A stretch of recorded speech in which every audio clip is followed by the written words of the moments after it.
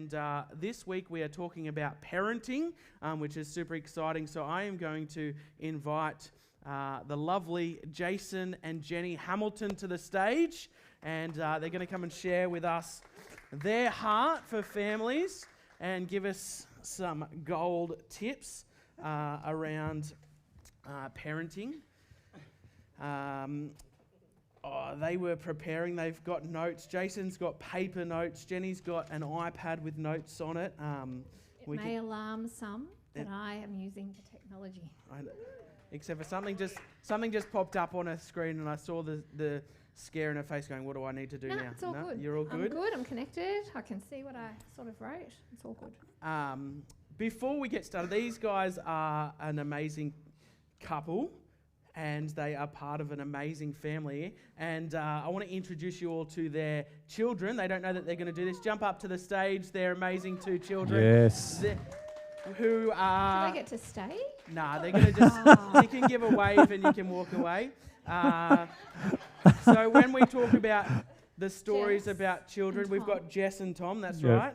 And I believe you've given all authority to give embarrassing stories this morning. Yeah, we signed a waiver, so we're all good to go. Great, amazing. So I've just introduced your children, but tell us a little bit more about your family. Share a bit about the background of your family, how long you've been married, you've got 2 kids, how old your kids are. Before I start, Sam, it's interesting Jen and I are talking about parenting, and we just want to say, I want to say that we are nowhere near know what we're doing as parents. Not perfect. But listen. We've given it a crack. And I just want to say that what we're going to say, we don't want you to be judgmental on your parenting or what you've done or what you've seen. And this is just to us, this is our season for our parenting. And there's some things that people are going to go, well, I agree or don't agree. And that is, like, I was thinking of all the things to talk about parenting is probably a tricky one, because sometimes when you talk about something, people judge what we say and then they take it to heart. So please, this is just our story of parenting. Please don't take it as, don't judge yourself for what you've done or what you're going to do, or don't change anything because of us. Seriously. Maybe. Well, maybe you could, but just be aware. Maybe we'll take some gold out of our... Yeah, take one thing. Yeah, maybe from Jen, not mine. So, do you want to go first? I agree with Jason. We are nowhere near experts. And the thing, I was talking to someone last night and they were like, are you going to write a book? I was like, well, the thing about books are, and we read a book. I can point you to a book. The book was On Becoming Baby Wise. When we had a baby, On Becoming Baby Wise. Now, one of our children must have read the book before she was born, and she followed that book to the letter. The other child, he maybe didn't read the book and gave us a bit more of a challenge around the book. So, take all the we always try to get wisdom out of everything, anytime anyone speaks. And we never did the parenting course before being a parent. Do the parenting course. Why would we need that for? It'd be easy. How hard can it be? So we failed at the parenting course. Before we even started. We've read a book. Yep. And we're here talking to you. And we've raised 2 kids and they are amazing. Yeah. We are a part of, Jason has an amazing family and I have an amazing family, and we actually are from Christian families, so I think our kids have had a head start there. Yeah. In that they've grown up with grandparents who are Christians who encourage them, and aunts and uncles, and we've got this large circle of family that we'll talk about later. Yeah. But anyway, so I think we've got a good start. What was the first question again? I knew this would happen. You've shared a little bit about the background of your story. Okay. But, share a bit more about the background of building your family. How long you've been married? We know you have 2 kids. How old are they? Anything else you want to add? Jess is 21 next February 13th. Tom is 17, 18 on the 26th of March next year, the day before my birthday. And we have been married. We got married in 2001. Is that correct? Yeah. Yeah, 3 out of 3. 2 years married. We had this discussion the other day, how long we'd married for. Because we had a wedding anniversary, we couldn't remember. We got it close. 20-something years. Glad you didn't speak on marriage last week. It's all numbers, Sam. It's all numbers. True. That's it. Jess finished school a few years ago, HSC, year 12, did a great job, and just opportunities have opened up for her over the years, and also at school. And Tom's last week of trials, HSC. So exciting journey and season in their life. So exciting to see where they've come, where they're going, and where they're going to go. Yes. So we're in a bit of a releasing season. Amazing. Which is challenging for us. You've still got the dogs at home as We well. do, Sam, and we still have you for another. That's little right. That's right, Stan. I am in the family chat and an adopted son of the Hamilton family. Second question, which the kids might leave the room for this one, but what is the funniest parenting story each of you have been given permission to share? Okay, I'm going to go first.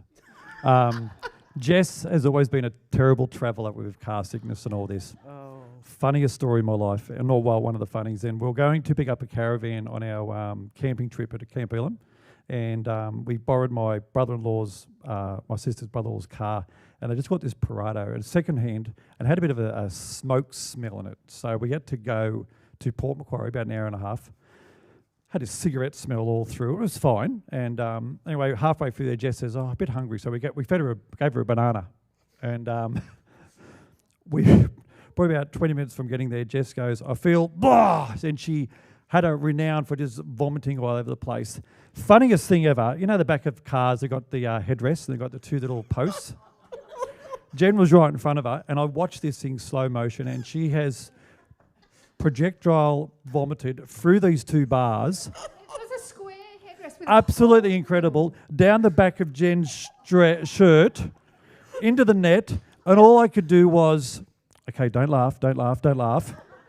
I pulled over as quick as I could and got out, and all Jen was going, "Oh my goodness," and Jess is out of the car, and Tom, I think, he turned a pail of white, and I just thinking, this is going to be a great story to tell one day. So we got out, cleaned it up. So that was fairly funny, and we got to Jen's. So we got back to Camp Elam, where we camp, and I said to my sister, "Now, before you go into the car, you're going to smell this banana-ish stash, vomit stash, kind of smoking smell." So it was really good. So that was quite a funny story for me. Probably gross, but it was funny. And did you have permission to share that? Yeah. I said to Jess, she says, "Don't share that one." I said, "Absolutely, I will." So. Okay, great. And I don't want to go on with a theme, but Thomas was a very difficult. No, you were lovely, but he was not enjoying taking medications, and he was very particular. So one time we were doing a stint in hospital, the only time he's been in hospital, but we were in hospital because he had pneumonia, and he would not take oral medication. So the nurse on this day I arrived, Jason and I had been swapping in and out. She decided we'd had enough of this IV antibiotics. It was time he learnt to take medication. That's what the nurse had decided. Thomas, on the other hand, had a few other ideas about what was going to happen. And I was like, "Oh, well, you can try. I have tried. You can try. I've medicated all sorts of people in my life, but this one I can't."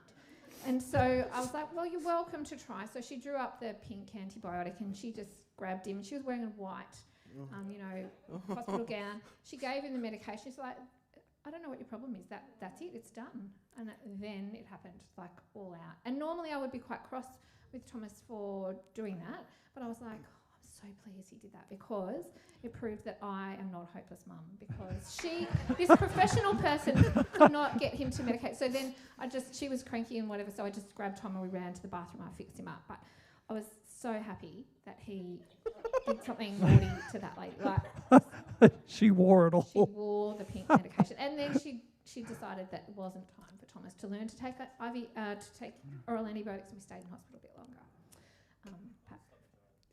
Can Thomas now take oral medication? Oh, he's fine. Okay. I think he can. Good. Yeah. That's Yeah, good. he's all grown up. Tom, we I was telling We're Jen. done with the fun story. Oh no, so we haven't about Tom yet. No, we're done. Oh, I've got to tell. Can I tell a Tom story really quickly? Yeah, plenty of time. Really quickly, Jen's got a bit of a mixed background type of thing, and we had. Yeah, it's a funny one.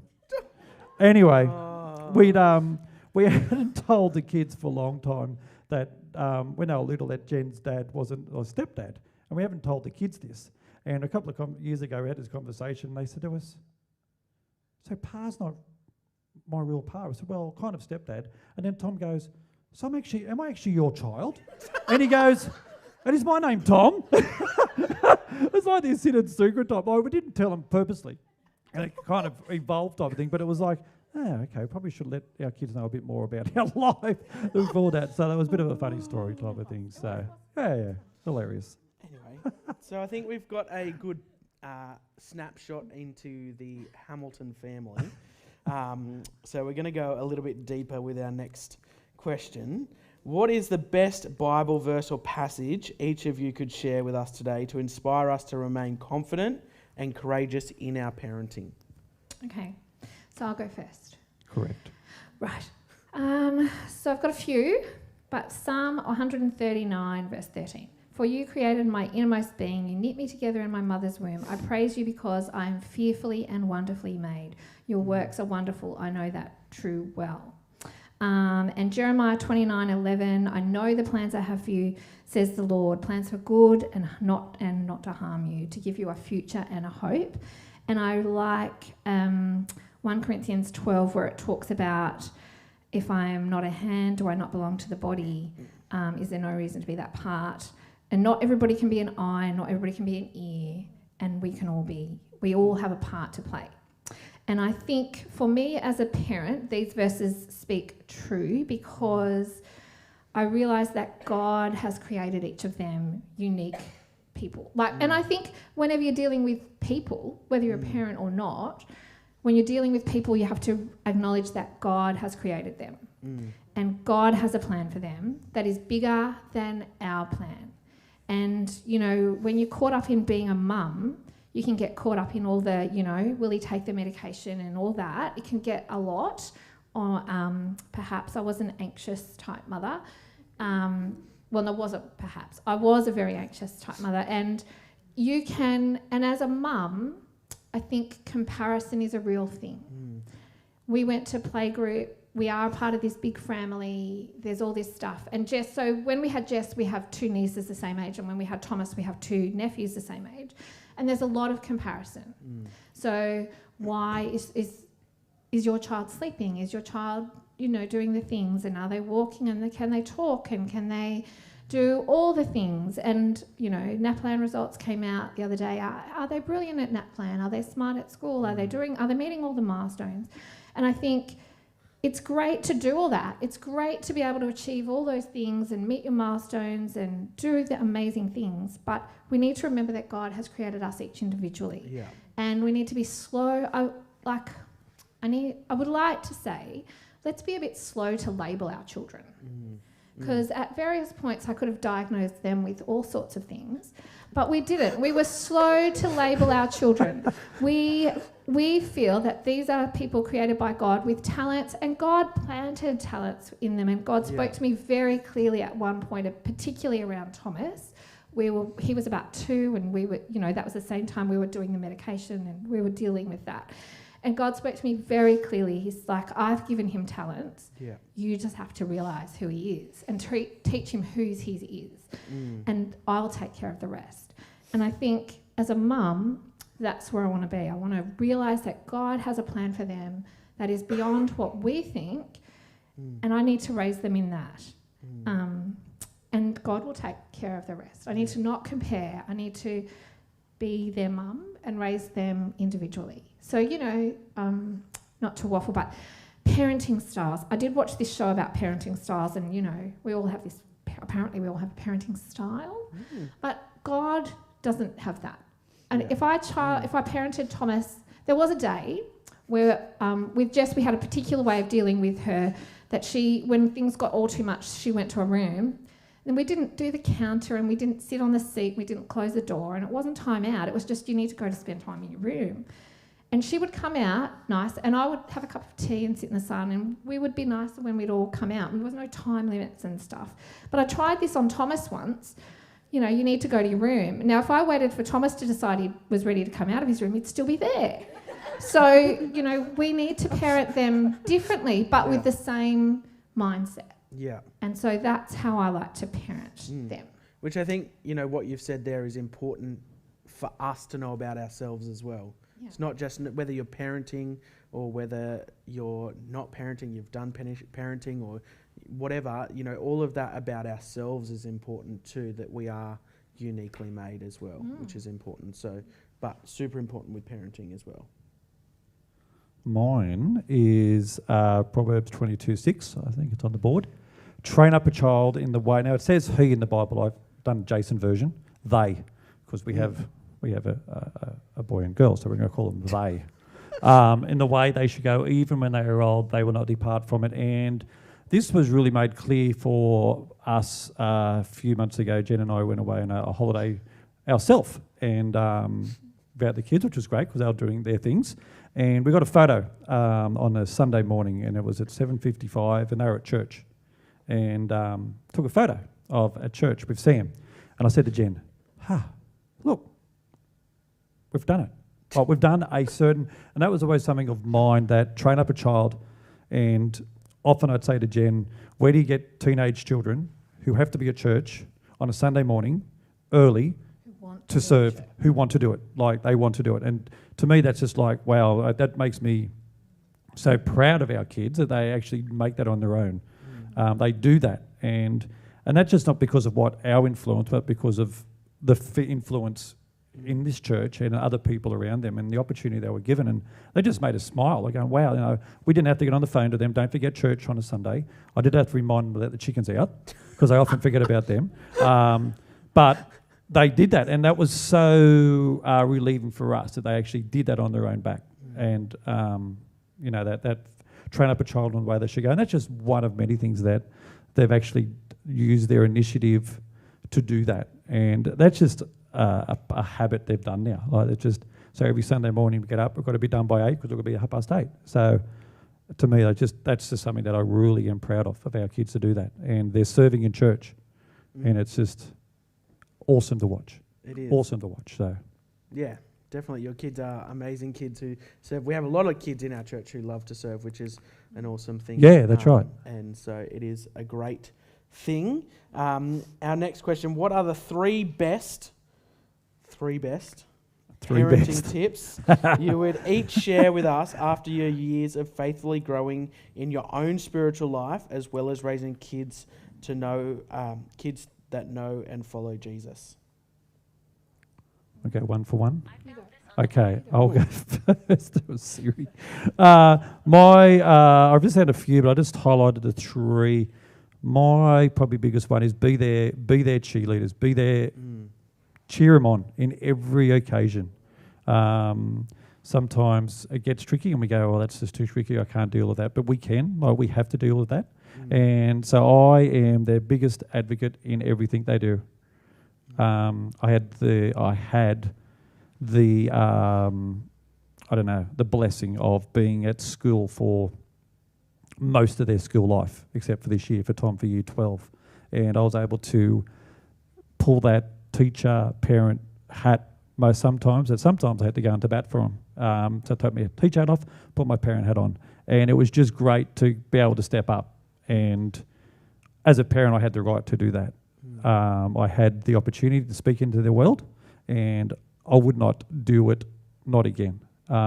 Everything they do. So Jess at work, for Tom at work, they're both at school, not at school, in their church life, in their friendship. I'm biggest cheerleader. Cheer them on all the time. So, and whatever it takes to do that, we will do. So that's my number one.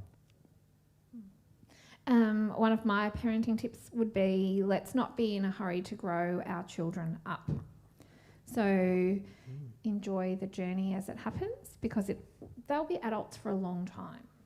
So I think another thing that happens a lot now, and happened with us, is that, could have happened, that we give our kids adult concepts when they're really not ready for it. So let them be kids. Let them enjoy being kids. Let's not give them the adult things to think about. Like, we have had some hard times as family, but we can deal with the hard stuff. We need to just talk to them about how God is still faithful and give them reassurance at their level. Let's not be in a hurry to grow our children up. And part of this is, I don't know why, but I wrote, don't negotiate with the terrorist. Because, and I think, no, this is why I did it. Because we are it's become a bit of a joke with us. Yeah. Be the parent. Because, sometimes it's easy to and that book, the one book we did read, was all about being parent-led. I think I just skimmed the book. Jason didn't read the book, but I read the book. And it's about the children are joining us in our world. We're not joining them there. Yeah, that's good. So we need to be the parent. And it has been a joke. Sometimes when we're, whatever, it's like, be the parent. You can do it. Don't negotiate. With a tired 3-year-old, let's not negotiate. Let's not negotiate with them. Just let them go to their room and come out when they're ready. Or Thomas, we might have to go and get him and say, we're ready to move on. What are you up to, buddy? For me, it's just, I think we are trying to grow our kids up too much. We're putting too much on them when they're really not ready for it. And let them be kids until they need to grow up and be adults. My second one, be aware who feeds them. We are, I think this is probably a combined one. We are so cautious of, in a nice way, who speaks into their world. So cautious. And there's even, I'm going to say it, some family members we're very cautious who speaks into their world. In a nice way. But we try to get our kids around good people. And you are all good people. And so if we come up to you and tap you on the shoulder and say, hey, can you speak this into their life? It's not just because I want to make friends, but because we see value into that. And so we really, I'm particularly careful of who feeds into their world, who speaks wisdom, and what they get fed from. And I'll just interrupt that conversation if I have to. I'm their biggest cheer team, so I'll go and go, oh, yeah, I think that's appropriate for my child at this time. And I'm willing to take that flack from that person, but, if I don't do it, they're going to get influenced by other people, and that influence could lead. I'm not a big social media fan, but I'm not judging, but I do laugh when you get these 18-year-old influencers on this social media. I'm going, oh my goodness, like who's influenced their world? And so who feeds them? What do they feed them? How do they feed them? And that's something that I'm very wary of, but it's my job. So. And that's probably my a version of that is my second point too, because you hear that it takes a village to raise a child. So, and I want to talk about not just raising our children, but raising having other kids around or people that we influence. So it takes a village to raise a child. But what we are very careful about is what village we're living in. Where are we planted? Yeah. And so we've been very intentional about the people that we interact with. And we, as parents, we need good mentors ourselves. So, and it's, not necessarily people whose children are super old. Some of the mentors that I get the most encouragement out of are kids that their kids might be just a couple of years older than ours. And they are really helpful because particularly now in our season, that what I'm learning from them is how to let them go and start doing the adulting thing, which is really hard when you've tried to keep them close and whatever, that next phase of letting them go. So we need people to encourage us, which is great, and they need people to encourage them, and we need to be looking for people who we can also encourage. So that is why Sammy is in our little gang, and Mickey and Zara and Levi. And, we are so, so blessed that Jess has got a great group of friends that I've been great friends with the mums of them. And Thomas has got a great group of friends and I'm friends with the mums. That's so good to do life in the village, with the other mums. And sometimes I've learnt things that are going on with Thomas from chatting with and Jess, with other mums, and we need to all be on the journey together. And isn't it great that yesterday morning I was at breakfast with some of my mum friends, and one of the mums was saying her little boy was talking at school about safe people in his life, and he was like, I've got safe people in my life. There are a range of Jennies and a Hillary. And he just disclosed what all the Jennies and all their values are, because there's lots of Jennies in our family group. So there's that Jenny, and there's Microwave Jenny, which is me, and then there's, Jenny Edwards, who's old, and Hillary, who feeds us. So isn't it great that our kids have those people around them. And our kids have got you, and, you know, we just really need to live with people who are going where we want to go.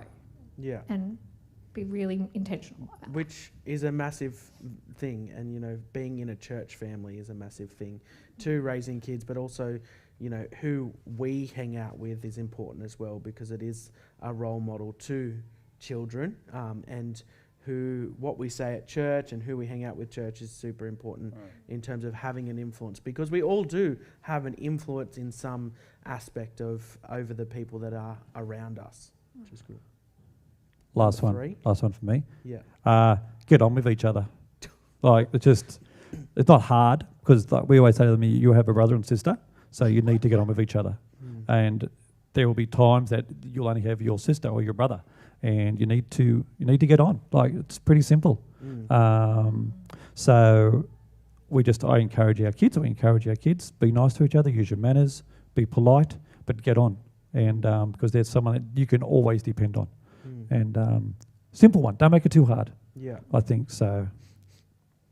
I've got two more, but really quick.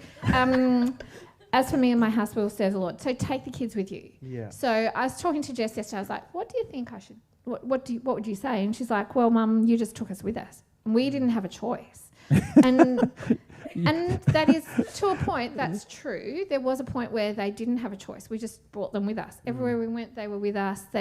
And I loved when Rachel spoke on Mother's Day this year about being a model mum, which isn't being a perfect mum, it's just modelling. So, you know, we took them to the shops and we practiced eating at the table every night. But we were very intentional about, we would take them out to restaurants and places so that they could practice those skills that we were practicing at home in the real world. We take them to church. We took them to church. We took them to church. We took them to church, and then we took them to donuts. And they will still remember that we really miss that particular church because there's no donut shop in Cessnock. But they loved that. And then it got to a point where they have to make their own decision. Yeah. And we have to let them make that decision at their own time. And so that for us maybe came later than we thought. Like last year they were both baptised, and I would watch like 10, 9-year-olds get baptised. I'm like, why aren't they doing it yet? But that's because we're not forcing them. We are giving them, we're dragging them. Not dragging them, that sounds terrible, but we just go to church. That's just what we do. Yeah. We go to church. That's our thing. But there was a point where that has shifted, and now they want to be at church, and they drag us. Sometimes they're like, and particularly just leading up to Thomas learning to drive and being independent driving, it was like, and Jason would say that to me, he wants to be in church. Like, what 15-year-old boy wants to go to church on a Tuesday night? And you're like, I'm tired, I don't want to go. And he's like, they want to go. So we would go to church. So as for us, we will go to church. Take the kids with you on the journey. Because they watch everything that's happening. And my last thing is pray a lot. Yeah. Because I am the anxious type mother, the Bible in Philippians 4 verse 6 says, be anxious about nothing, but pray in every situation. And I prayed a lot. So pray a lot about them. That would be my big thing. Which is great. And I think, you know, the dragging the kids along to church, bringing them to church is super important, because there will be a time, most times, where kids will switch, where they'll go, you know what, we're going to church, I want to go to church. And so it just takes some time to get there, and they will want to come to church. If you have your children in a good place, in a place where has a great influence over them, they will want to be there. Yeah. Our final question, why, in your opinion, is it so important to center and build your family on the foundation of faith in Jesus? We each night we purposely, intentionally sit at the table to eat as a family. And working at a school for many years, the stories I hear of, I have my dinner whenever, have this and that, and I find that sitting at a table really develops a good family model for us, and it opens discussion.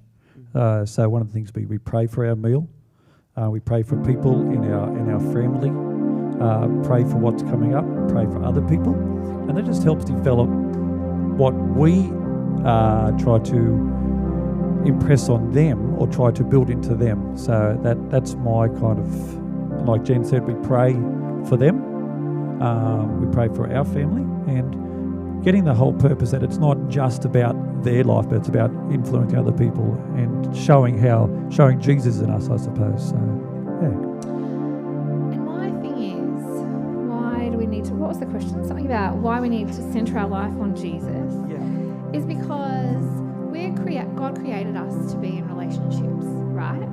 So we could wrongly think that someone is going to fix us. That's the relationship that we need. And if we go into a marriage thinking that person is going to fix us, and then we start having kids thinking that's going to fix us, that's going to fix the problem, you're going to have problems because they're not the fix. They are hard work. Marriage is hard work. We learned last week. Having kids is constant, and it's not even hard, but it's just a lot. And it's, there's a weight of responsibility there, but they're not going to fix you as a person. The only person who can make you whole and who you really need that core relationship with first is Jesus. And I just love one of the key verses for the year is Deuteronomy 30 verse 9, and the Lord will change your heart and the hearts of your descendants so that you will love him with all your heart and soul and really live. And I just think I want Jesus to change my heart and the heart of my descendants so that we just don't live, like we're not just surviving, but we are really living. And I think that's why we need to have our center on Jesus, because the stuff happens. And if the stuff is happening and you're looking to someone to fix it, they're imperfect as well. Like we try, but we're imperfect people. And the only person who can fix us is Jesus. Yeah. And I think that's super important. where I feel centered. Which is great. And, we're going to pray in a moment. I'm going to ask these guys to pray for families and parenting in particular. And then we're going to pray around accepting Jesus into our heart and centering our life around Jesus. But I'll get you guys to pray for families of our church and in our community.